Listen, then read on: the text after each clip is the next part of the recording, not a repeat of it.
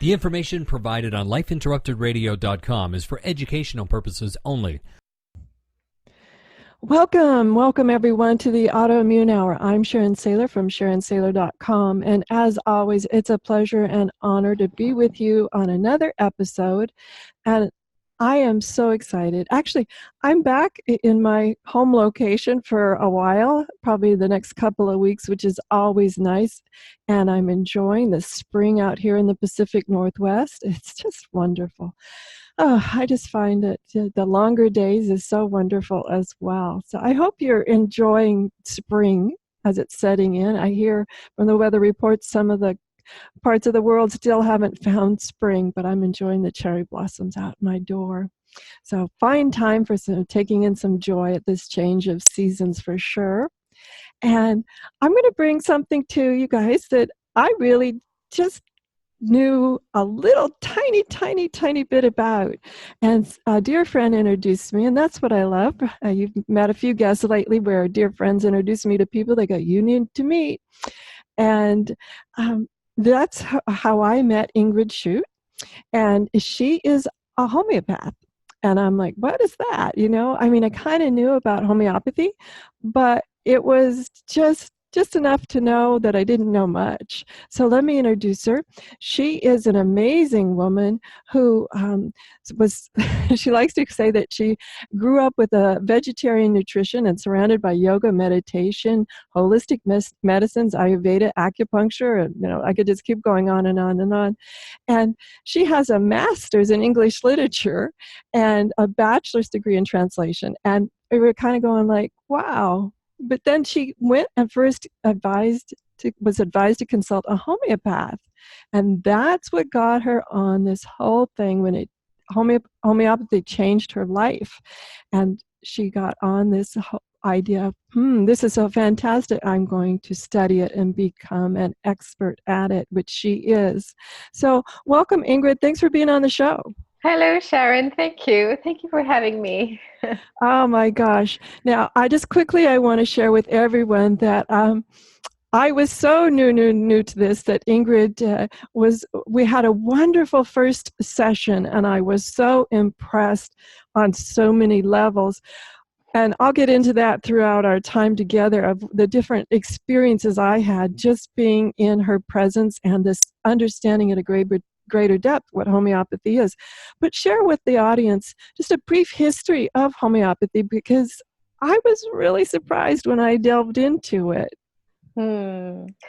Well, first of all, I have to rectify a little something. I was doing my master's in English literature. My mother tongue is French, and I was doing a master's 30 years ago.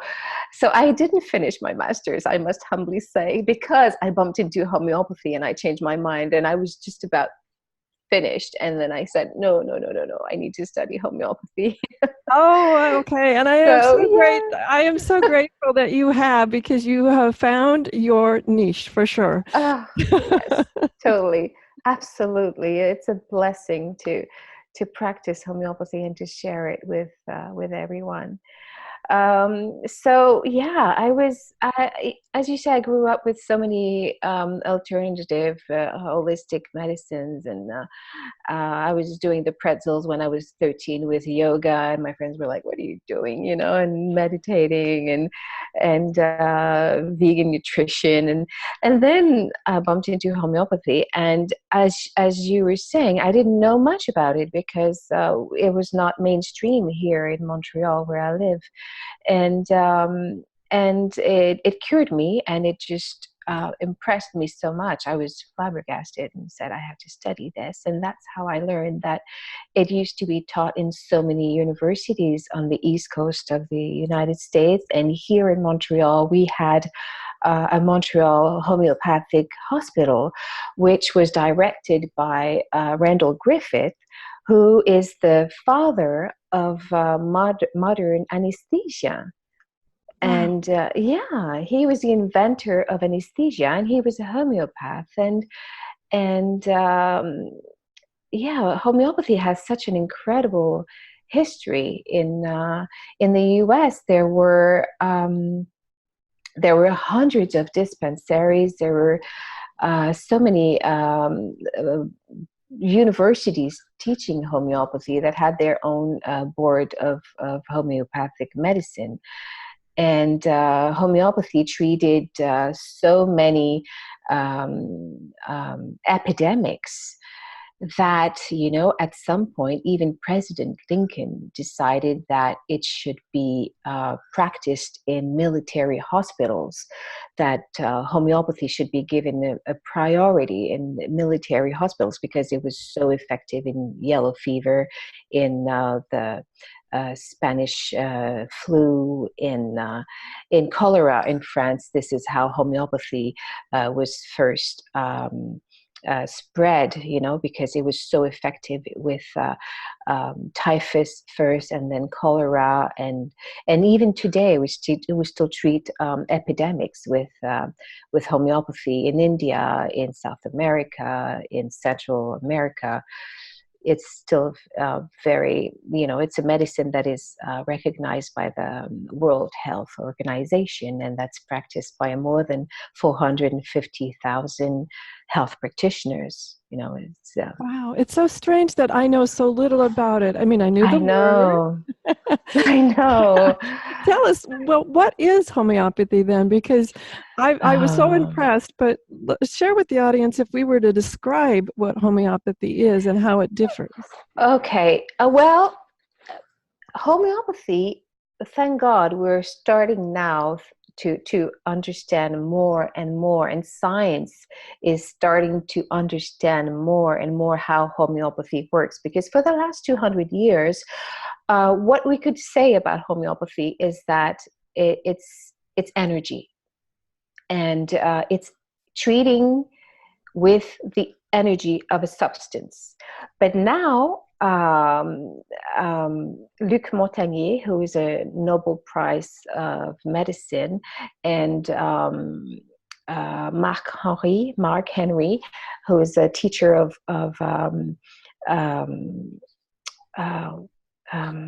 quantum physics in Strasbourg University, have done so many hundreds and hundreds of experiments in which they finally understood that homeopathy basically is an electromagnetic message. It carries an electromagnetic message of light, if you wish.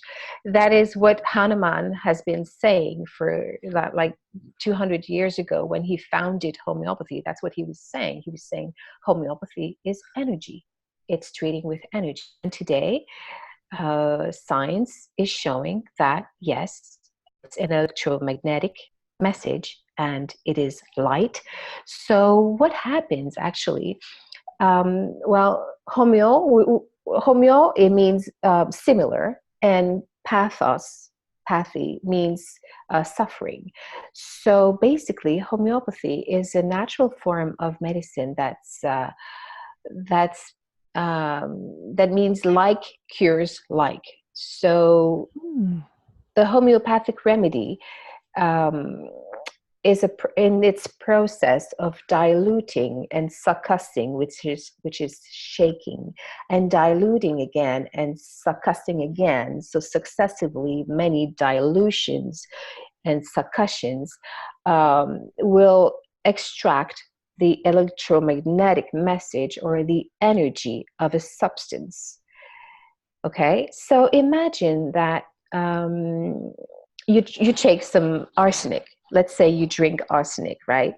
Well, so from the no. You don't want to do that. You don't want to do that. It's a poison. You don't want to do that. Exactly. I'm like, okay. But the people who did, because they were poisoned, right? From the moment they drank it till death, so they developed a whole bunch of symptoms, physically, physiologically, even emotional states of anxiety, of anguish, of pain, of atrocious pain, and vomiting blood, and there's a whole bunch of symptoms that you develop, right? So diarrhea, vomiting. Now it's the state of poisoning. Now, if you meet someone as a homeopath who comes to you with diarrhea, vomiting, or some illness that puts them in this state of anxiety, or some very severe disease that puts them in the state of vomiting blood. So I'm making it very simple, right? So that you can understand, but it's much more complex. Like the materia medica and the symptoms are very wide and very complex, but I'm going to try to make it as simple as possible. So when you're in a specific state that looks like arsenic poisoning, the homeopath will go, you have the symptoms of someone who was poisoned by arsenic. You know, you have the symptoms of arsenic. So let me give you the electromagnetic message of arsenic, which has no more molecules of arsenic. You know, it has no more matter. It has the energy of arsenic. So by giving someone this electromagnetic message, it sends this message to the body, to the body's electromagnetic state, and like cures like. So this electromagnetic message has the capacity to boost your own defense mechanism and for your body to cure itself. Wow. Now, I have to be honest, it sounds like we need to add the phrase "and a little bit of magic." So let's go into a little bit of more depth about it. Do you have, well, I know you have a couple of your own stories where, you know, you saw amazing transformations on it, because I mean, just when you said the word arsenic, my ears popped up like, okay. Yeah, I know. I mean, no reasonable person would take arsenic, and then you described to us how it's diluted to this point where it's just the energy, the electrical. Diluted and succused. Between each dilution, there must be a succussion. Yes. Yeah, because diluted only wouldn't do much. Okay. Well, there's this whole process of making it not arsenic. But, you know, I have to say that really perked up my ears. But I know there's many, many more substances that is used. Yes, there's 4,000, like we have more than 4,000 remedies, like, so cantharis for burns, plants. We have lots of, more than 60% of the homeopathic remedies are plant-based. So flowers, trees, roots, you know, and many of them are mineral-based. And we also have remedies that are made from animal extracts. Oh, wow. Like the first remedy that convinced me that I wanted to study homeopathy was Apis mellifica, that is made with the bee. And I was expecting my daughter. I was stung by a bee, by a wasp actually, and it got infected, and it was the wound was huge, and I have long fingers and I couldn't cover it with my fingers. It was red, it was thick, it was burning, and it was infected. So I was prescribed 10 days of antibiotics, and I took a dose of this remedy that's made with the bee, and within half an hour the wound was totally gone, and I was prescribed 10 days of antibiotics. And it felt like the sky opened above my head. I was like, what is this? What is this medicine? And because the bee will provoke a wound that is red, that is inflamed, that is throbbing pain, and you know, you take its electromagnetic message, you take it in the form of a homeopathic message, and it will cure what it can create, what it can cause in someone, in a healthy person. Mm-hmm. That just seems so, it does, yes. So at one level, I understand, and at the other level, I'm just going, amazing. This is so surprising to me about homeopathy. Oh my goodness.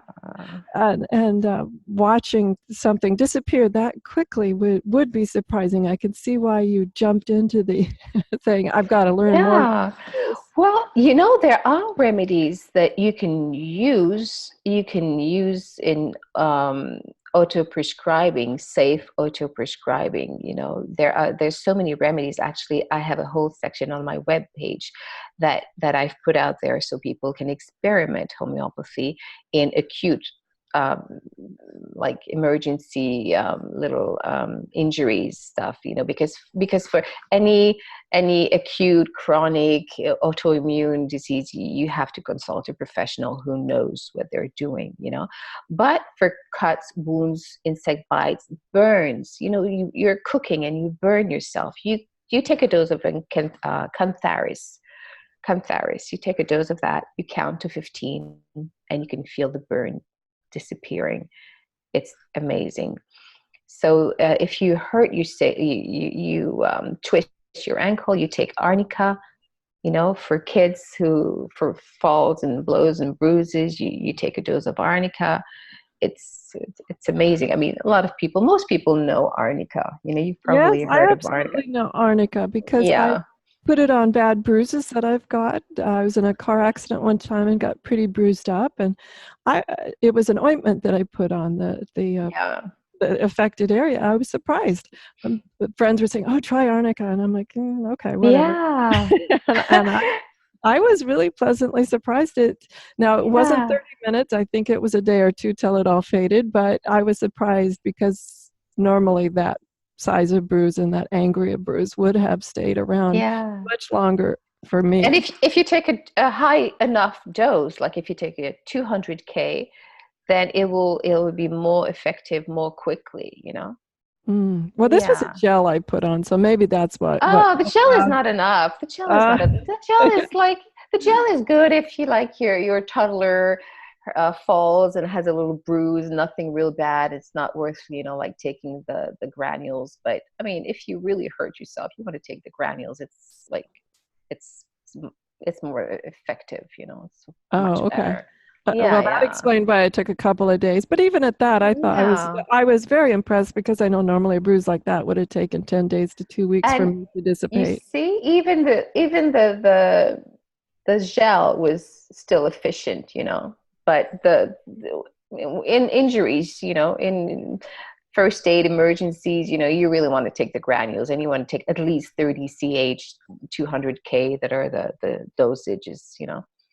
Yeah. Um, Yeah, and the science of homeopathy really blows your mind. But there's a very good documentary on YouTube right now that's in French, and you can get the subtitles. It's the science of homeopathy. And Luc Montagnier, this Nobel Prize medicine, says if you can go beyond the mind-boggling, like if you can go beyond this mental, how would you say, mm, well, I'm going to say this. Yeah, barrier, well, I'm then thinking that it's a mental construct that we've been taught. I mean, yeah, it's similar to adopting other um, types of different types of versions of medicine too. That we've been taught here in the Western culture yeah. one specific way, and And when we take a painkiller, we don't ask ourselves, how does it work? Why is my headache gone, or why is it helping? We just take it because we're used to taking it. But the difference with homeopathy is that if you have a headache, uh, your homeopath will say, well, what happened? What caused the headache? That's the basic principle of homeopathy, is the causality. The homeopath will ask you, well, what caused the headache? Is it excessive sun, excessive food, excessive alcohol? Is it anger? Is it fear? Is it a blow on your head? Is it cold? What happened? What caused the headache? And depending on the cause, the remedy will be completely different. So the causality and the globality of the symptoms and the individualization of very, very important basic principles of homeopathy. So if you respect those principles, the right remedy for you will be found. If you don't respect those basic principles and you take just any remedy, homeopathy might not do, the remedy that you're going to take might not do much for you. So it's not the medicine that will make the remedy. It's how this specific remedy is good for you or not. The remedy that works for you, Sharon, may not be the right remedy for another person in chronic, acute, and immune disease, for example. Oh, wow. That's so fascinating. I want to get into more about this causality. And we'll take one quick commercial break, and we'll be right back, and we'll talk more with Ingrid about homeopathy. And I'm going to share with you guys some of the things that happened during our first session. So I'll be right back. We'll share about from the beginning session we had, because she was talking about causality. And one of the surprising things to me was, I think with our open session, Ingrid, that was more in-depth questions, and not just about when did this first happen, but these were really in-depth questions that kind of caught me off guard, and I learned so much about myself in answering those questions that I was really surprised. And this idea of causality makes sense to me now. And one of the questions, I'm paraphrasing, so Ingrid, you can chime in about correcting me on the paraphrasing, but one of the questions was even about my favorite movie. And I found, and then the part of that movie that made it special to me. And then she drilled down even further about what was it about that part that made it special. And I find it interesting. I'm sure these questions helped you get drilled down to some causality in my questions that I had in our session. But tell us why these interesting in-depth, and then you continue to drill down in these questions. I've never been asked that in any sort of medical form before. Because when we study homeopathy, at least classical homeopathy, when we go in depth in learning, understanding the remedies and the essence of the remedies, the substance of the remedies, we can understand the impact, the effect that this remedy will have on someone, right? And when we see someone, when I see someone in consultation, if I want to treat something deep within, then I have to go deep within what caused the illness. If I see someone fall down the stairs, I'm going to give them arnica. I'm not going to ask them, how do you feel? Why did you fall down the stairs? It's like, I'll just give arnica because I want a very shallow, very superficial effect, with the remedy. But if I want to treat something deep, then I have to go deep and figure out what triggered the symptoms, what triggered the disability of the body to cure itself. Of course, I'm thinking of someone I've seen with Crohn's disease, and of course there were many cases of Crohn's disease in her family. It was running in the family. But why did this disease appear in her when she was 19? Well, she went through such trauma, right? Now imagine 20 women get sick from after a divorce. Okay, let's say 20 women develop a Crohn's disease after a divorce. How do they feel? If I tell you the word divorce, you and the auditors, if I tell you divorce, what does it trigger in you?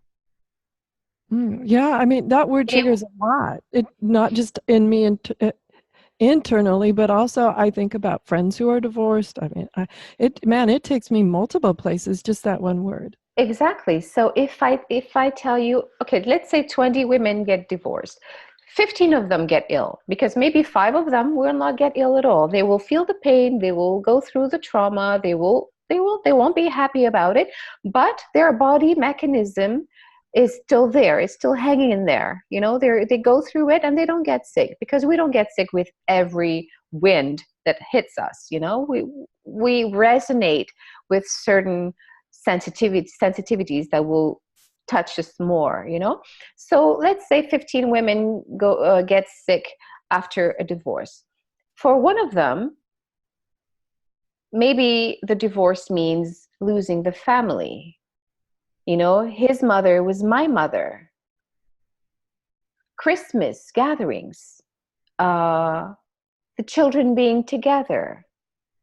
So maybe for one person, the trauma is the family breaking apart, you know? And for another person, it may mean jealousy. He's gone with someone 10 years younger than me, and I am enraged. I am jealous because this and that. Okay, so we need to go in depth into that kind of feeling. For another person, it may mean my social standing, my social status. I'm losing, it touches me more at that level. For another person, it may mean, okay, security. I feel in danger now. I don't feel safe being alone. For another person, it may be who's going to change the light bulbs? Who's going to put the garbage outside? Who's going to take care of the house? You know, look at all the work I'm going to have to do now. You know what I mean? Oh, yes. Yeah, So, absolutely. And you might resonate with more than one of those. and yes, but then we have to look into the dreams. We have to look into other sensitivities in your life, other moments in your life when other illnesses appear, what happens.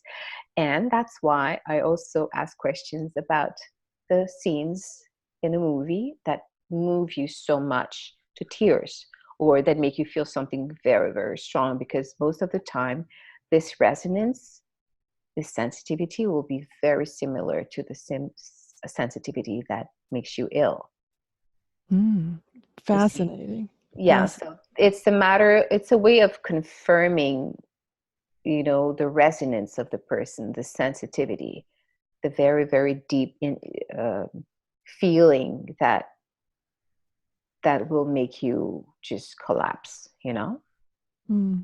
Now, So that's interesting, Ingrid, and that's the practitioner's point of view. I'll tell you, it was like a fantastic therapy session in a way. Maybe therapy is not the right word, but I came away with so many insights about myself other than our final outcome. Our time together was amazing. I came away there wondering why more medical professionals don't delve into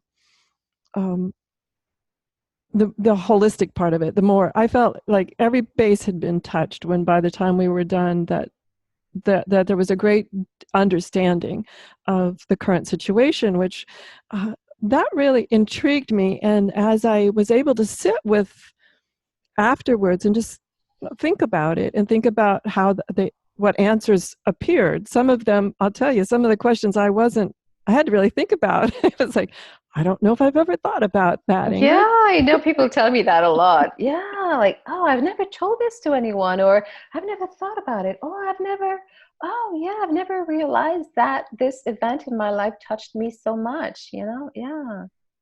Yeah, and that was fascinating to me. So even without the remedy, I came away from the first encounter that we had with such deep insight that I was so appreciative that I thought, wow, that that itself was worth the weight in gold, I'll tell you. Let's delve a little bit more into things that people. I want to know, how can we find a great homeopathist? I mean, you were introduced to me through a mutual friend, but I'm not sure I'd even know where I'd begin to know how do I find a great homeopathist. Well, you need to to look for a professional association, and your homeopath has to be a member of a professional association, that's for sure. Word of mouth is also a good way, but you make sure that the person you're referred to is member of a professional association, for sure. Yeah. Okay. Because anyone can call themselves a homeopath when there's no college of homeopaths. If you don't have, if it's not how would you say in English, if it's not legally recognized by the government, like it's I know in you have the North American Association. There's the NASH in the United States. There's in Quebec we have the SPHQ. In Ontario, they're very fortunate. They have the College of Homeopaths, so they're legally recognized by the government of Ontario. Yeah, so you want to make sure your homeopath is a professional, and also you want to make sure they have a good training, and that the first consultation is at least 2 hours. Because if your homeopath tells you it's a 45-minute consultation, you don't have time to go in depth. You don't really have time to go in depth. And I'll tell you that what was so profound for me, as I mentioned before, was that it opened up a lot of new avenues that I hadn't considered. And I actually shared one of my insights with my acupuncturist the other day, who went, "Wow, that was very helpful to know. Thank you." Oh. And I had thought my acupuncturist knew me well, and we had had in-depth conversations before too. But that's what I found was so profound was, like I said, the remedy, of course, but then also that ability to see connections. Very much, it reminded me somewhat of functional medicine, but the connections that you were seeing were not just on the physical plane. They were at a much deeper level, which I found very profound to have that opportunity to see for myself, to go, oh, okay. Yeah. I can see how this is, now I can see the light on the whole path now, instead of just in the moment. I'm seeing what's happening now and not reflecting back on sort of how this all came together. And I thought that was extremely powerful. Something very deep happens within. It's fantastic, and that's the healing. It's global. It's not only your physical energy, it's your heart. It's your mood feels better, and your body feels better, and your sleep, because we look at the globality of the symptoms of the state of the person. So we look into your sleep, your body temperature, your appetite, your food cravings. So what is out of balance? Even drug addiction can be treated with homeopathy, or alcohol addiction, because we look at the cravings that are out of balance. Before I consulted a homeopath when I was younger, I could eat so much chocolate. I had dark chocolate cravings, like it was mad. And then when I started taking homeopathy, I didn't even feel like having so much chocolate anymore. Now I still love chocolate. I still can have it, but I don't need it as much as I used to. That's why we ask our patients, what are your food cravings that are really out of the ordinary? We look for what is not so common, what is really peculiar, what is strange, what are the sensations that you have that are strange, like I feel like something's crawling on my skin very often. The homeopath would tell you, oh, that's interesting.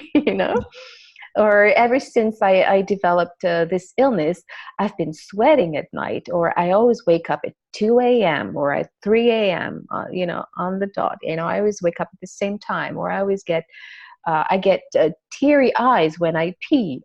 Homeopath will say, oh, this remedy does that. It's interesting, And wow. That yeah. part to me is fascinating, of this idea of some of the things that were mentioned in our consultation, though. When I thought about them and you asked me some of those questions, I had to think, have I always done that, or when did it start?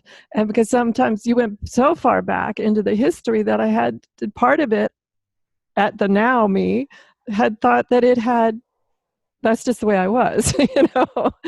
Yeah. Didn't realize that um, the huge amount of variability in everybody, and just thought, well, isn't everybody like that? And then Yeah. find out that you're sort of intrigued by my answer, going, oh, okay. I'm like, well, maybe not everybody is like that. True. Which I found interesting too, because like I said, some of these things have been going on for so long that they were normalized in my mind. Yes, yes, I totally understand what you're saying. I totally. And we have to go back also to have a global picture, but also to to see what we're treating, you know, because homeopathy is very complex. It's very complete, very, very complex medicine. You know, some of my friends who practice conventional medicine, they're like, oh my God, your medicine is so complicated and so like it requires a lot of research and in-depth, you know, research and rigor. And yeah, it's not just a little something for flu or runny nose, you know, but we have to go as far back as we can, because we want to have a global picture of what needs to be treated, because you have what we call the natural disease. I don't want to get too much into the what we call in French the Chinese complexity, the Chinese language, you know. Do you say that in English? Well, as far as the Chinese medicine, I think when I think of Chinese medicine, I think it's quite complex and detailed and goes all the way back in What I history. mean, the jargon. How would you say the jargon? Not the China. I'm not talking about the Chinese medicine. I'm talking about, you know, when you Oh, talk the about Qigong, the energy. something that's very complex. I don't want to get into all the complexity of homeopathy. I don't want to get you lost there, but we have what we call the natural diseases, and we have what we call the artificial disease. So let's say the natural disease is what is caused by your inner sensitivity. Okay. Since it's being sensitive to certain events, to certain things, and that the shock will create a natural disease. But let's say you fall down the stairs, that's an artificial disease, let's say. Okay, so you need arnica because the cause is totally different from your inner state. Or let's say you get vaccinated and you have a reaction to the vaccine. You're sensitive to vaccines and you have a reaction to it. So, and you develop something else. So we're going to need to treat this separately from the natural disease. And if you travel and you get amoebas, or you get diarrhea and you develop another state, then that will be another artificial disease. Or if you have too much painkillers, you will develop another artificial disease. So we have to look at everything to know what we're treating. Is it a natural disease? Is it artificial disease caused by an exterior factor? Or is it, and where are we now? You know, so it's much more complex than than it looks. You know, we have to look at, that's why we need to go far back to see all the sensitivities as well. So because most of the time when people develop illnesses um, that are a natural disease, then they will have the same sensitive, it's like the same sensitivity is triggered. You know, like for instance, I think of someone I saw again recently. When she was 4, her parents divorced. That's when she developed asthma. And then when she was 17, she had her first heartbreak. And that's when she developed skin disease. And then when she was 30, she went through her own major divorce. And that's when she developed another disease. And her period cramps got worse. You see, so I can see that over the timeline, there's a tendency of the same kind of sensitivity that is triggered, and that it makes sense. I see the whole picture, and I can see the remedy clearly. Yeah, and absolutely. That's a part what I found fascinating in the Yeah. opening, the introduction part of it was Yeah. being able to see the whole picture as not only from your perspective, but I found it eye-opening from my perspective as well. Yeah, yes, it is. It is. Absolutely. When you get a homeopathic treatment, you really get to know yourself better. And it's fascinating when you have kids you take to homeopathy and you get to understand them so much better. You get to understand what they're sensitive to, what makes them ill, what they need, you know, their real needs within, you know. It's fascinating. It's a wonderful friend to have in your life, I find. Yeah, absolutely. We need to take one quick commercial break, and when we come back, we'll talk to Ingrid a bit more about homeopathy and discover some more of its interesting history and amazing possibilities. So we'll be right back. Ingrid Schutt we've been talking homeopathy, and one of the things that when I was introduced to Ingrid that just grabbed at my heartstrings was not only her profound understanding of homeopathy and the amazing way she treats people, but also this humanitarian heart of hers, which I wanted to call out and give a huge bravo to. And, Ingrid, sharing with me some of the travels that you've done and the amazing things that have happened. I know you've been all around the world. Share with us a couple of your stories of how your experience, your adventuresome spirit in Mm, homeopathy has taken you to some of the mm. most amazing places in the world. Well, um, first, homeopathy itself is an amazing voyage. It's an amazing traveling, exploration. That's fascinating.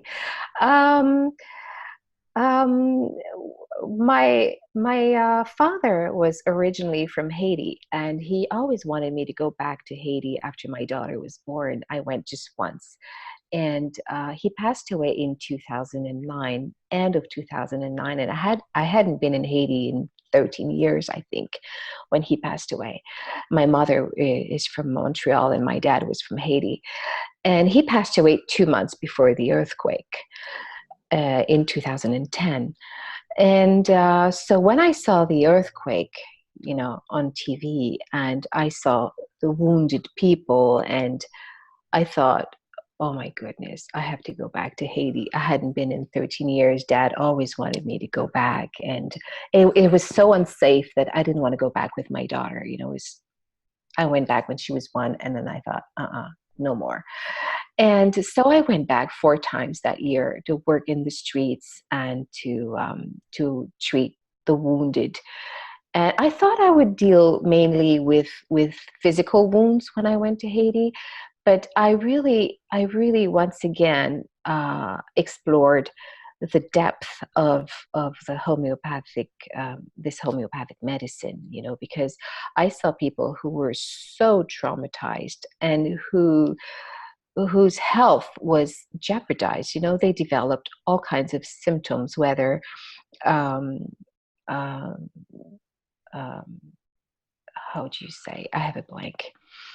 Um, Psychosis, mental states that were so sad. I saw people who were traumatized uh, by the event, and they were in constant fear. And I saw how homeopathy would just soothe the fear. Remedies like opium, gelsemium, aconite, phosphorus, that are great remedies for traumas and for fear. That people who developed pneumonias or psychosis or trembling and insomnias and deliriums just from the fright, and the symptoms would just vanish, within a day or two.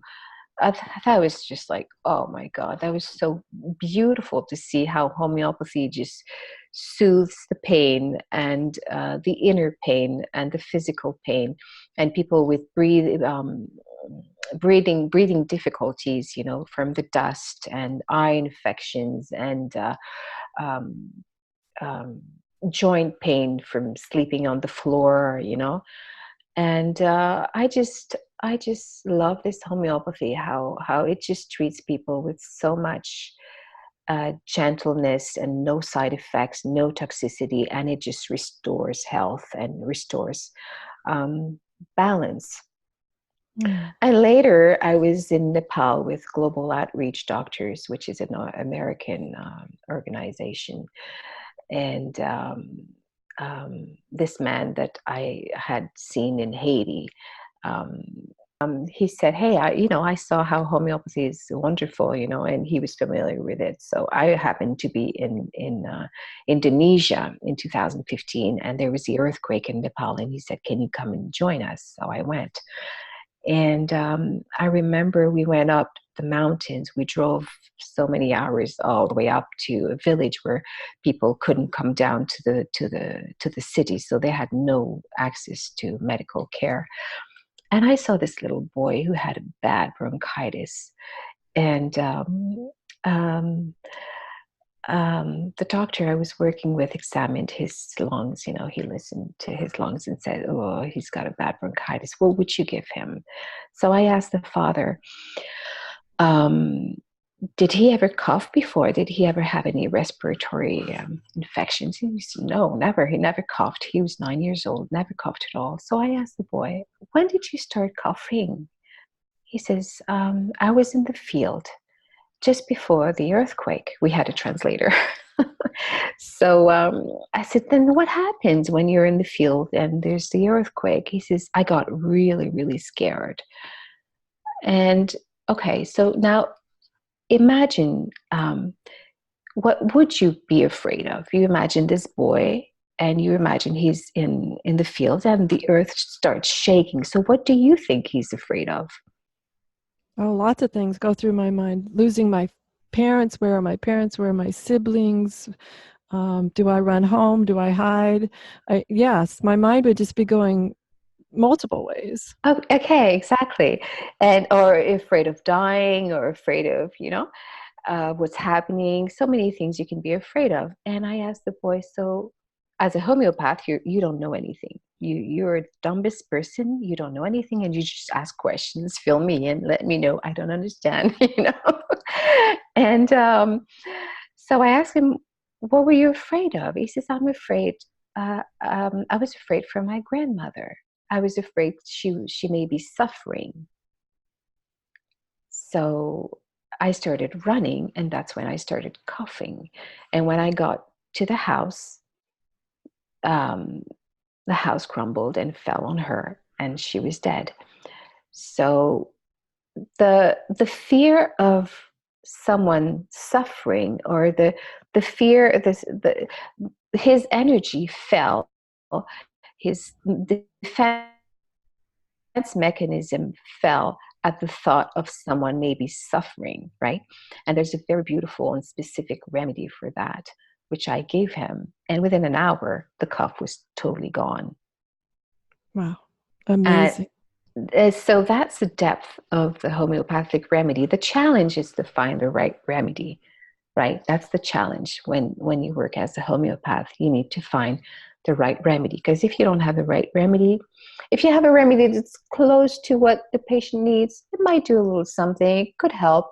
It might help you like to 60%, 70%, maybe. But then the symptoms will come back eventually. But if you want to have a very deep, profound cure, like people I've seen with psoriasis, or with Crohn's disease, or with you need to have the right remedy that's the best suited for you. And that's the challenge as a homeopath, because there's no shortcut. You can't do a 10-minute consultation. You really have to go in depth and really understand the person that you're treating, and see this person with all the love and the opening, with an open heart, and try to understand the person as much as possible. Wow, thank you so much. That's beautiful. Well, Ingrid, we're out of time, but share with us. Already. Yeah, already. Share with us any final thoughts and how people can find out more about you. Oh, well, final thoughts. I wish you all excellent health and balance. And how to find me? I have a website. Be careful with the spelling because the spelling is in French. So it's Homeopath with an E at the end. So HOM as in mother, EOPATHE.ca. CA for Canada. I have a Facebook page, Ingrid Homeopath. And I think you should be able to find me. My website is in both French and English. So yes, it is. It is. Yeah. You can little translate button there. If the browser gets it wrong, there is a little translate button there, which was awesome. Yeah. And I'll also have the website listing up on understandingautoimmune.com for you guys because it, like I said, it is in French, but it's not that hard to figure it out. It's just a difference of the final letter. And I do consultations in French, English, Creole, and a little bit of Spanish. Amazing, and excellent in English. I can't speak any of the other languages, but anyway, everyone, have a great weekend. We're out of time, so have a great week, whatever your adventures, and be sure and join me next week for another amazing episode as well. Enjoy. The information provided on the Autoimmune Hour, Understanding Autoimmune, and Life Interrupted Radio, including the websites understandingautoimmune.com and lifeinterruptedradio.com, plus social media, is for educational purposes only. What you read, hear, and see on the Autoimmune Hour, Understanding Autoimmune, and Life Interrupted Radio, and its websites, and other media outlets is based on experience only. The information should never be used for any legal, diagnostic, or treatment purposes. Always seek sound legal, medical, and or professional advice regarding any problems, conditions, and any of the recommendations you see, hear, or read here on the Autoimmune Hour, Understanding Autoimmune, and Life Interrupted Radio.